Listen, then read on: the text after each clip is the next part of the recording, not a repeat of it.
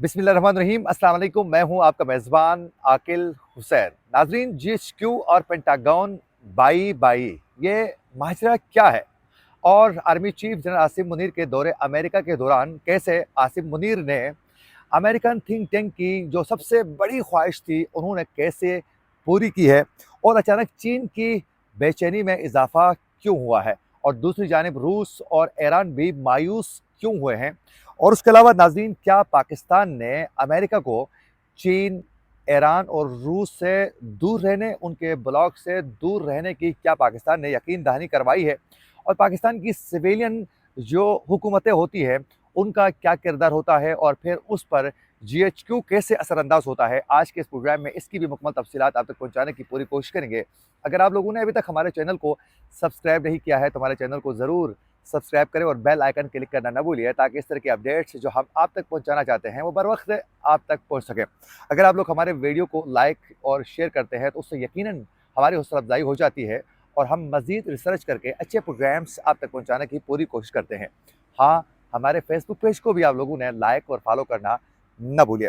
नाज़रीन, आज के ये सबसे बड़ी जो डेवलपमेंट्स है आर्मी चीफ के अमेरिका के दौरे के हवाले से, आप लोगों को बताने से पहले कुछ आज की कुछ बड़ी डेवलपमेंट्स है, जल्दी से उसकी तफसीलात आप तक पहुँचाने के बाद फिर हम आज के अपने टॉपिक के ऊपर हम बात करेंगे। नाज़रीन, आज की एक तो सबसे बड़ी खबर ये है कि बानी है पीटीआई इमरान खान जो है 3 हलकों से इलेक्शन लड़ने का बाकायदा उन्होंने फैसला किया है। आज बाकायदा पीटीआई के चेयरमैन बैरिस्टर गौहर ने ये बता दिया है कि इमरान खान 3 हलकों से वो इलेक्शन में हिस्सा लेंगे। एक के मियांवाली और दूसरा लाहौर और तीसरा इस्लामाबाद के हलकों से वो अपने कागजात नामजदगी जो हैं वो जमा करवा देंगे और वो 3 मुख्तलिफ हलकों से इलेक्शन में हिस्सा लेंगे। अब देखना ये है कि इमरान खान को क्या उनकी नाअहली ख़त्म होती है या नहीं? क्या तहरीक इंसाफ ये समझती है कि इलेक्शन के दिनों में इमरान खान को क्या छोड़ा जाएगा, उनको रिलीज़ किया जाएगा, उनको रिहाई नसीब होगी? ये तहरीक इंसाफ वाले ही बेहतर बता सकते हैं, लेकिन जो हालात आपके सामने हैं, उससे ये साफ ज़ाहिर हो रहा है कि इमरान खान इलेक्शन होने तक वो जेल के अंदर ही होंगे। इलेक्शन के बाद 3-4 माह बाद जो हैं, उसको मेरे ख़्याल में रिलीज़ किया जाएगा, लेकिन उससे पहले किसी सूरत मुमकिन नहीं है, क्योंकि इस वक़्त साइफ़र का जो केस है, वो भी एक बहुत बड़ा केस बन चुका है। उसके अलावा तोशाखाना का केस है। उसके अलावा 2-3 और केसेस इस वक़्त रेडी हैं, जिस पर इमरान खान की रिहाई जो है वो किसी सूरत मुमकिन नहीं है। उसके अलावा नाज़रीन, मुस्लिम लीग नून के कायद नवाज़ शरीफ के हवाले से आज ये बताया गया है कि एनए 15 मनसेरा से नवाज़ शरीफ इलेक्शन लड़ेंगे और 21 दिसंबर को कागज़ात नामज़दगी जो हैं, वो जमा करवा देंगे।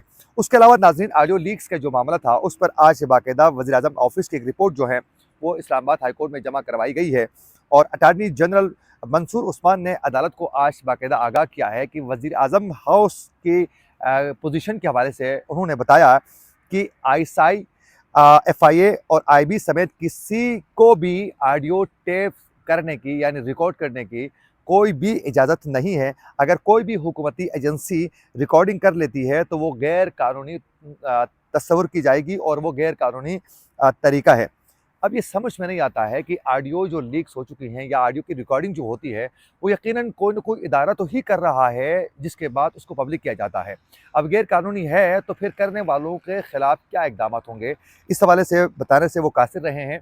लेकिन ये बताया गया है कि वज़ीर-ए-आज़म ऑफ़िस की जानिब से कि आईएसआई हो या फिर आईबी हो या फिर एफआईए हो, कोई भी अगर रिकॉर्डिंग वो कर लेते हैं, तो वो इल्लीगल है और उसके खिलाफ इक़दामात करने के हवाले से कोई बात नहीं की गई है। हालाँकि बहुत ज़्यादा बड़े-बड़े इंकशाफ़ात के साथ जो हैं जो कॉल रिकॉर्डिंग्स जो हैं वो सामने आ चुकी हैं। अब कौन कर रहा है, उस हवाले से ना तो बताया गया है, ना तो उनके खिलाफ कोई इक़दामात उठाने के हवाले से भी कोई बातचीत की गई है। उसके अलावा तहरीक इंसाफ के जो बानी कायद हैं, इमरान खान के जो भांजे थे, हसन नियाज़ी ने भी आम इंतखाबात में हिस्सा लेने का बाकायदा वो फैसला कर चुके हैं। नाज़रीन, अब बढ़ते हैं हम अपने असल टॉपिक की जानिब की, जो इस वक़्त army chief general Asim Munir ने जो अमेरिका का जो दौरा किया है, उस दौरे पर हम बात करेंगे। नाज़रीन, बतौर आर्मी चीफ आसिम मुनीर का ये पहला अमेरिका का ये दौरा था, जो कहा जा रहा है मीडिया की जानिब से भी कि बहुत ज़्यादा कामयाब रहा है। अब ये कामयाब रहा है या न रहा है, ये किसी और हम दिन में इस पर डिस्कस करेंगे। लेकिन आज के इस प्रोग्राम में हम आप लोगों को ये बताएँगे नाज़रीन कि पाकिस्तान की हमेशा से ये बदकिस्मती रही है कि पाकिस्तान की सिविलियन हुकूमतें अगर वो अमेरिका के हवाले से कोई पोजीशन ले भी लेती है या बाज़ दफ़ा अमेरिका को आंखें दिखाने की पाकिस्तान की जानिब से किसी छोटे-मोटे लेवल पर कोशिश की जाती है या फिर अमेरिका के ब्लॉक से हटकर किसी और मुल्क के साथ ताल्लुकात बेहतर बनाने की कोशिश की भी जाती है और अमेरिका के साथ सर्दमोरी जो है वो अगर पैदा की जाती है, ताल्लुकात थोड़े कशीदा किए जाते हैं या फिर इनसे थोड़ा निकल कर इनके चुंगल से वो किसी और ब्लॉक, किसी और कंट्रीज़ के साथ यानी चीन, रूस इनके साथ मिलकर कुछ करने की कोशिश भी सिविलियन हुकूमतों की जानिब से अगर की जाती है, तो उस वक़्त भी जीएचक्यू और पेंटागन जो है वो दोनों एक ही होते हैं यानी बाई-बाई होते हैं। उनके जो ताल्लुकात होते हैं उसमें कोई असर नज़र नहीं आता है। यानी अगर पाकिस्तान की जानिब से, पाकिस्तान की सिविलियन हुकूमतों की जानिब से कोई भी पोज़ीशन अगर लिया भी जाता है, तो जीएचक्यू और पेंटागन जो है वो अपने अस्करी जो मशक़ें हैं, वो आगे लेके बढ़ते हैं, ताल्लुकात आगे बढ़ाई जाती हैं और फिर कुछ ऐसे एक्टिविटीज़ की जाती हैं जिससे पाकिस्तान की सिविलियन हुकूमतों का जो किरदार होता है या फिर इनके जो फ़ैसले होते हैं, उनको बेअसर साबित किया जाता है। तो पाकिस्तान के साथ हमेशा अमेरिका जो है बराह रास्त जीएचक्यू के साथ वो अपने ताल्लुकात बहाल करने और फिर जो भी मामले के हवाले से डिस्कस करनी है, तो वो फिर पाकिस्तान के आर्मी चीफ़ के साथ बातचीत की जाती है और फिर आईएसआई चीफ़ के साथ बात की जाती है और फिर उस मामले को उसी तरीके से टैकल किया जाता है जिस तरह वो चाहते हैं। और नाज़रीन, ये जो दौरा रहा है army chief general Asim Munir का अमेरिका का जो दौरा रहा है, इस दौरे के दौरान सबसे ज़्यादा पाकिस्तान की मईशत के ऊपर बताया जा रहा है, बात की गई है। क्योंकि अब तो अमेरिका को पाकिस्तान से कोई लालच भी नहीं रही है कि जिस तरह पहले तो अफ़गान जो इश्यू था, उस पर भी पाकिस्तान से ताल्लुकात बहाल करने और लेके आगे बढ़ने और फिर पाकिस्तान के साथ जो हैं अपने मुफ़ादात हासिल करने के लिए वो कोशिशें तेज़ करने, ये अमेरिका पहले से कर रहा था। लेकिन जब से अफ़गान इश्यू ख़त्म हो चुका है तकरीबन, उसके बाद जो हैं अफ़गान तालिबान की हुकूमत आने के बाद अब वो अमेरिका का वो तवज्जो नहीं रहा है। तो अब पाकिस्तान से वो ज़्यादा उनका इंटरेस्ट नहीं है, लेकिन वो पाकिस्तान को छोड़ना भी नहीं चाहते हैं। यानी वो कहा जाता है कि मैं कंबल छोड़ना चाहता हूँ, लेकिन कंबल मुझे नहीं छोड़ रहा है। तो कहानी ये है कि अमेरिका जो है वो पाकिस्तान को छोड़ना भी चाहता है, ज़्यादा वो इंटरेस्ट भी नहीं है, लेकिन छोड़ भी नहीं सकता है क्योंकि पाकिस्तान एक एटमी मुल्क है। अगर किसी और ब्लॉक का हिस्सा बन जाता है, तो फिर वो अमेरिका के लिए भी कई इश्यूज़ का सामना ना चाहते हुए करना पड़ता है। तो वो चाहते हैं कि ये साथ-साथ रहें। और वो डील हमेशा मैंने बताया कि वो पाकिस्तान की मिलिट्री एस्टेब्लिशमेंट के ज़रिए ही डील करने की कोशिश की जाती है। तो इस दौरे के दौरान भी बाकायदा ये बताया गया है कि सबसे ज़्यादा बात जो है वो मईशत के हवाले से ही बात की गई है पाकिस्तान की। अब पाकिस्तान की मईशत के हवाले से बातचीत करते हुए आप सब बखूबी आगाह है कि बताया जाता है कि अमेरिका का पाकिस्तान के साथ जो है वो 21% जो है वो एक्सपोर्ट जो तादाद है वो 21% बताई जाती है कि पाकिस्तान की कुल एक्सपोर्ट जो है उसमें से 21% अमेरिका को होती है। तो अब ये बताया गया है कि हम इस एक्सपोर्ट को मज़ीद बढ़ाएँगे और पाकिस्तान की मईशत को बेहतर बनाने की कोशिश हम करेंगे। और उसमें एक ये भी वाज़ेह किया गया है कि अमेरिका की जानिब से दबे अल्फाज़ में आर्मी चीफ़ को भी ये बताने की कोशिश की गई है कि देखें, चीन के साथ आप लोगों के ताल्लुकात रहे और फिर आप लोगों ने रूस के साथ भी ताल्लुकात बहाल किए और फिर चीन के साथ बहुत ज़्यादा आपके फ्रेंडली ताल्लुकात थे, लेकिन उसके बावजूद भी आपकी जो माशी जो मामलात थे, जो मुश्किलात थे, उससे पाकिस्तान बाहर निकलने में कामयाब किसी सूरत नहीं हुआ है और आए रोज़ पाकिस्तान कई मुश्किलात का सामना कर रहा है और डिफ़ॉल्ट की सिचुएशन जो पाकिस्तान बनी हुई है, इसकी मिसालें देकर उनकी जानिब से कहा गया है कि वो अमेरिका के साथ मज़ीद तिजारती अब जो है अफ़गान इशू भी ख़त्म हुआ है, तो अब वो बहाना भी नहीं रहा। तो लिहाज़ा ट्रेड के मामले को लेकर, तिजारती मामलात को लेकर पाकिस्तान के साथ आज सर-नौ जो हैं वो ताल्लुकात बहाल करने की एक नई कहानी डाली जाए जिससे पाकिस्तान जो है वो अमेरिका के साथ मसरूफ़ भी रहे और फिर वो रूस और चीन से भी दूर रहें और फिर अमेरिका के जो ख्वाहिशात हैं, वो चीन को काउंटर करने के लिए, फिर रूस को टफ़ टाइम देने के लिए, ईरान को टफ़ टाइम देने के लिए, वो उनकी जो ख्वाहिशात हैं, वो भी पूरी करने में वो कामयाब हो सकें। तो पाकिस्तान को कहा गया है कि ये जो 21% एक्सपोर्ट अमेरिका के साथ है, इसको मज़ीद बढ़ाया जाएगा। ये पाकिस्तान को लालच जो है, वो दी जा चुकी है। और नाज़रीन, इसी हवाले से जब ये बात हुई, तो आज ये army chief general Asim Munir ने अमेरिका की बिलख़ुसूस उनके जो थिंक टैंक है, उनकी एक बहुत बड़ी ख्वाहिश आज उन्होंने पूरी करवा दी है। यानी जो इबहम था, उन्होंने वो दूर किया और वाज़ेह वो कर चुके हैं। हुआ कुछ यूँ है कि आज भी अमेरिका ये समझता है कि पाकिस्तान जो है वो चीन के बहुत क्लोज़ हो रहा है, जिससे वो समझते हैं कि उनके लिए बेहतर नहीं है। पाकिस्तान उनके साथ रहें और पाकिस्तान उनके लिए इस्तेमाल होता रहे जिस तरह पहले रहा है, तो वो एक उनकी ख्वाहिश ज़रूर थी। तो army chief general Asim Munir की अमेरिका में जो अमेरिकन थिंक टैंक से एक खुसूसी जो मुलाकात हो चुकी है, उस मुलाकात में आर्मी चीफ आसिम मुनीर ने दो टोक अंदाज में ये वाज़े वो कर चुके हैं कि पाकिस्तान ब्लॉक पॉलिटिक्स पर यकीन नहीं रखता है, तमाम दोस्त ममालिक के साथ जो है मुतवाज़िन ताल्लुकात चाहते हैं। यानी दबे अल्फाज में army chief general Asim Munir ने यह वाज़ेह किया कि अगर कोई ये समझता है कि हम चीन, रूस और ईरान के साथ मिलकर उस ब्लॉक में काम करेंगे, तो ऐसी कोई बात नहीं है। हम किसी ब्लॉक का हिस्सा नहीं बनना चाहते हैं। हमारे तमाम दोस्त हैं, उन दोस्तों के साथ हम अच्छे ताल्लुकात के साथ आगे बढ़ना चाहते हैं। यानी उन्होंने ये वाज़ेह कर दिया कि हम रूस के साथ जो है ब्लॉक की जो पॉलिटिक है, उसका हिस्सा उनके साथ बनने वाले नहीं है।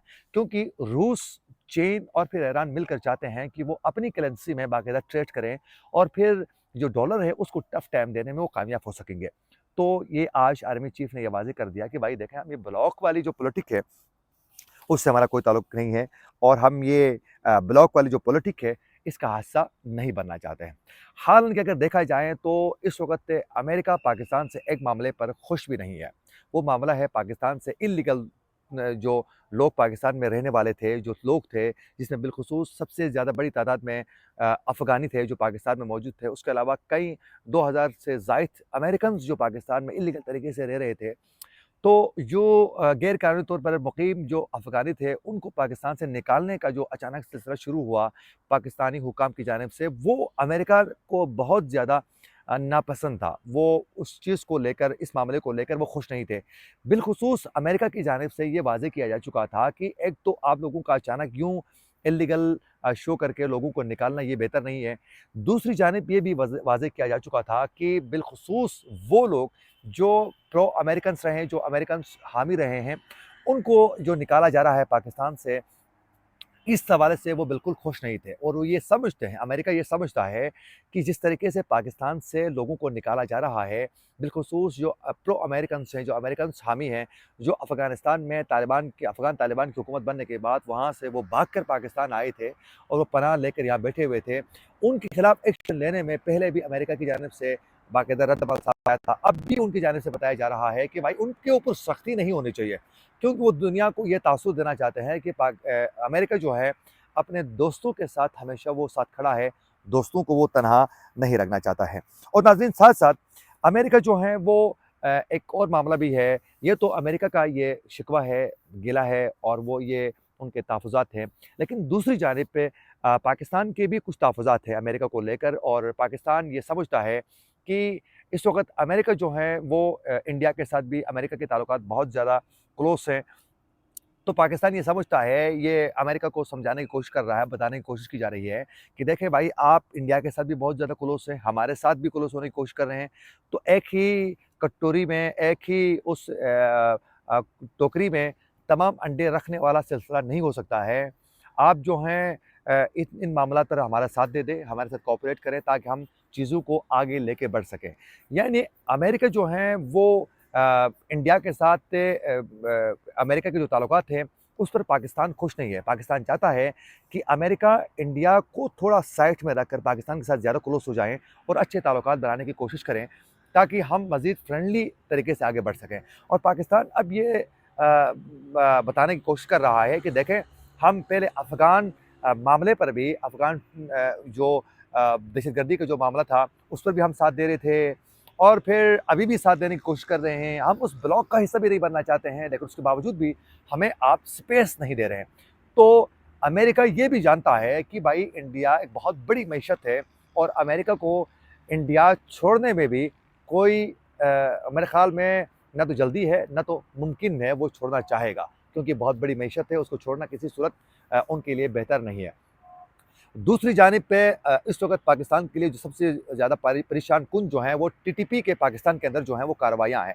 अब टीटीपी की कार्रवाइयों को लेकर अमेरिका को इससे कोई लेना-देना नहीं है, टस-से-मस नहीं है, उसको कोई फ़र्क नहीं पड़ता है।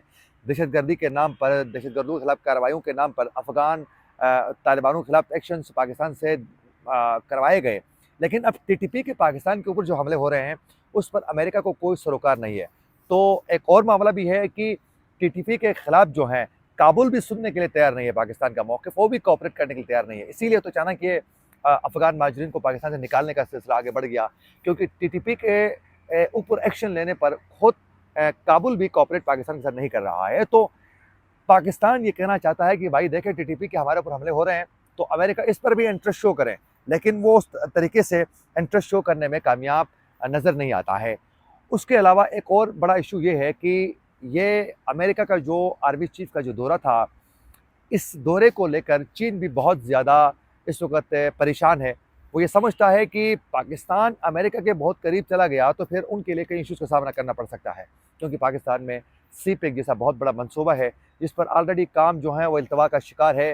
लेकिन उस तरीके से मुस्लिम लीग नून के दौर हुकूमत में जिस तरह बहुत जल्दी में तमाम चीज़ें एक्टिव होके जा रही थी, आगे बढ़ रही थी सी-पैक के मामले को लेकर, उसमें काफ़ी कमी आई है। उस वक़्त जो आर्मी का जो इंटरेस्ट था सिक्योरिटी फराहम करने में, हर मामले को और मंसूबों पर केयर करना, उनको कंप्लीट करवाने में चीन के साथ जिस तरह एक्टिव था पूरा इदारा, वो अब उस तरीके से वो समझते हैं कि नहीं है। तो इस वक़्त उनकी बेचैनी में भी इज़ाफ़ा हो चुका है और रूस और फिर ईरान भी इस वक़्त परेशान है कि पाकिस्तान क्यों अमेरिका के इतने करीब जा रहा है, क्यों इनके चंगुल से निकल रहा है, और वो समझते हैं कि इनके साथ रहेगा तो पाकिस्तान आगे नहीं बढ़ सकता है।